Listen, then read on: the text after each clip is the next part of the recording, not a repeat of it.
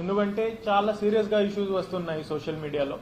Particularly ఈ ladies, women అందరూ, mothers, sisters, daughters మీద అసభ్య భాషలో మాట్లాడడం చాలా ఎక్కువైంది. మీకు అందరికీ ఐడియా ఉంది, చాలా సీరియస్ ఇష్యూ ఉంది. It is a criminal act, దీంట్లో ఎటువంటి డౌట్ లేదు. సోషల్ మీడియాలో ఫ్రీడమ్ ఉంది మాట్లాడడానికి, కానీ సభ్య భాషలో ఏదైనా లాజికల్ ఆర్గ్యుమెంట్తో ఏదైనా పాలసీ డిసిజన్ మీద ఆర్ జనరల్ అబ్యూజివ్ లాంగ్వేజ్ కాకుండా మాట్లాడడానికి ఉంది. మీకు లీగల్ పొజిషన్ కూడా మీరు అందరూ ఎక్స్పీరియన్స్ ఐడియా ఉంటుంది. సో మీ ద్వారా ఒక అప్పీల్ చేయడానికి ఇంటరాక్షన్ అరేంజ్ చేశాము. మీరు కడపలో చూస్తే ప్రస్తుతానికి ఈ రివ్యూలో బయటికి వచ్చింది 164 సచ్ అబ్యూసెస్ కేసెస్ ఇప్పటి వరకు రిజిస్టర్ అయినాయి. 70+ అక్యూజ్ కి అరెస్ట్ చేయడం జరిగింది దీంట్లో. So it's very very serious issue.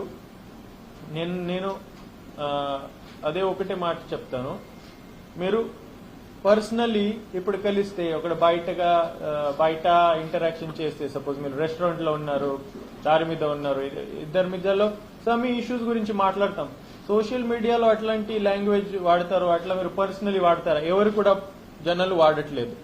అది చేస్తే ఏమవుతుంది, ఖచ్చితంగా అక్కడ ఫిజికల్ అల్టర్కేషన్ అంతా ఇష్యూస్ అవుతాయి. సోషల్ మీడియా ఓన్లీ, కానీ అక్కడ అనానిమస్ ఉంటుంది, ఎవరి దగ్గర అడ్రస్ ఉండదు, ఎవరి దగ్గర నా పేరు ఉండదు. అదే ఆలోచించడంతో అందరూ ఇది చేస్తున్నారు. కానీ స్పెషల్ డ్రైవ్ మేము చేస్తాము. ఈ అనానిమస్ అకౌంట్స్ ద్వారా చేసేవాడికి మేము ఐడెంటిఫై చేస్తాం. ఒక సెపరేట్ సెల్ ఉంది, ఆ సెల్లో మేము స్ట్రెంగ్తన్ చేసి వీళ్ళ ఐడెంటిటీ ఎస్టాబ్లిష్ చేస్తాము.